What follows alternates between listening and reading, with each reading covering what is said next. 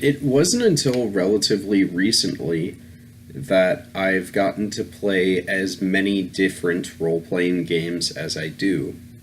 Of course, I've tried them out, but I didn't get to play nearly as many as I would have liked, and I certainly didn't have an excuse to sit down and read too many different games.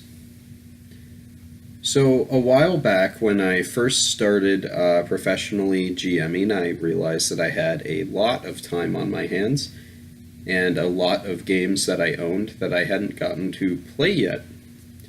So, I came up with the idea of One Shot Tuesday. Originally weekly, now we do it every other week. But One Shot Tuesday is obviously on Tuesdays.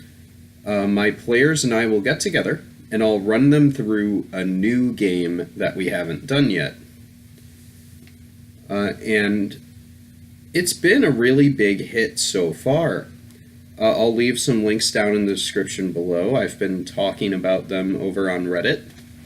But, so I thought it would be a good idea to come on here and tell you all about how I personally run One Shot Tuesday, what our big successes have been so far, how I prepare for a new game every other week, and just in general what I think about it and why I like doing it.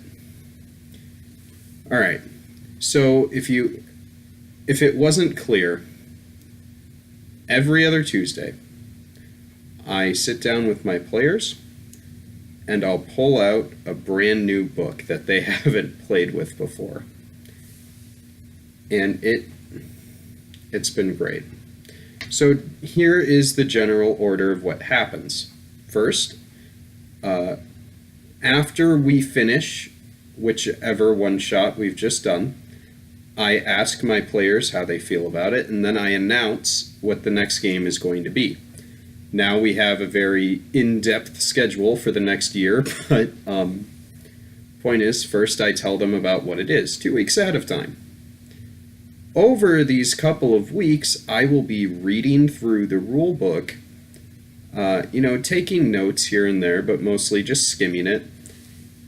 And after a few days, I create 5 or 6 different characters for my players to choose from when game time comes.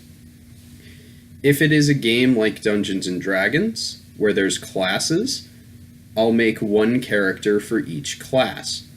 If it's like World of Darkness, where there's different character options in the form of, your clan, your kith, your tribe, I'll try to make one of those for each as well. Just so that there's a nice prepackaged thing. With one-shots, character creation can take up a lot of time, especially if it's a system that the people you're playing with are unfamiliar with. It's important to have pre-generated characters ready to go to save as much time as possible since you're working in a limited time frame. So once the characters are done, I'll write up a little bit of a backstory for them if I feel like it. Sometimes I don't. And I'll make a pros and cons list for each one right on the character sheet, saying what they're good at and what they're bad at, and especially what they're best at.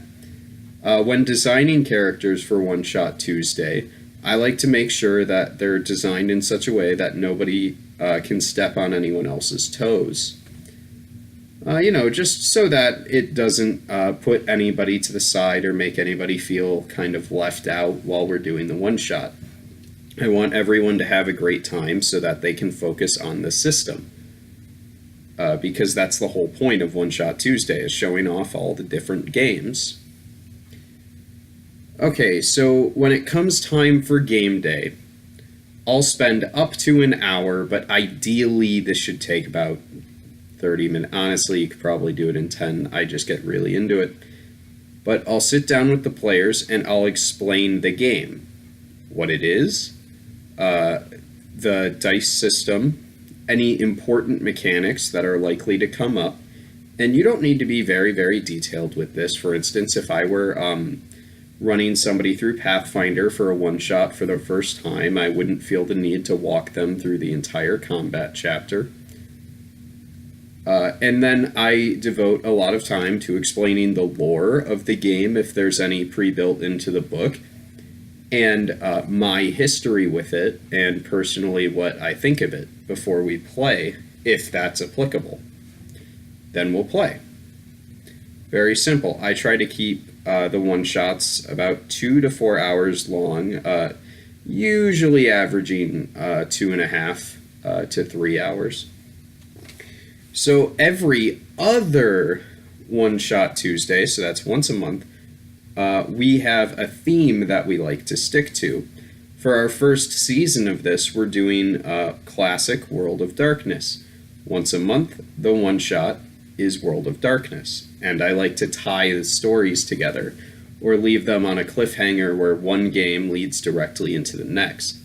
Our last one-shot was Werewolf the Apocalypse, and it featured the player characters hunting a mage through the Umbra, or, the spirit world. So we're going to pick up with Mage in 2 weeks to learn all about why that mage was doing what he was doing and why he needed to be stopped. So that's just a little fun extra. It's totally unnecessary. After the session, I set aside 30 minutes to an hour to talk with the players about what they liked and didn't like about the system. This part is very important. For instance, if I kept doing my World of Darkness one-shots and everybody kept saying they hated them every single time, I wouldn't want to continue doing that. It's not going to work out. If they don't like the first 4 games, they might not, or they probably won't like the 5th. Okay, so my favorite one-shot that we've done so far was D20 Modern, and it was a slasher film type thing, right? So I just wanted to show off the mechanics of D20 Modern, and we ended up playing a summer camp slasher type thing, and the killer was running around, and it was really great. All the players were scared, and we had a fantastic time together. The one shot I regret the least was actually our most recent, or I regret the most, rather, was our most recent one of Werewolf the Apocalypse, because I feel I didn't do a great job showing off the system and letting it do what it does best. Now, part of this was because I personally hadn't played Werewolf before this, but that does also apply to a lot of the games that we've played together as a group. For instance, before our one-shot, I hadn't played Mutants and Masterminds before. I'm pretty sure I hadn't played Starfinder before our one-shot, and Mechtin Zeta, but those all went over very well. So I guess I should also tell you about how I prepare for them. So if it's a lengthy book, usually I'll set aside some time during the day to read a chapter of the book and take notes every day, which is what I do for systems that I'm already playing and I feel like I could improve on the rules. I think that's another video, but I think not enough people actually bother learning the rules for themselves anymore. They kind of just rely on the game master, at least in my experience, but that's totally unrelated to this topic. So after World of Darkness, our theme is going to be Dungeons & Dragons Rewind, where we'll be playing through all of the editions of Dungeons & Dragons, every other week, or every other month, once a month. And then the one after that, because we've planned this out all the way through the end of 2019, is properties we love. So the Star Wars systems, one of my players picked the Starship Troopers RPG. I picked GURPS Uplift because I happen to really like GURPS as a system, but more importantly, I love Uplift as a series of novels.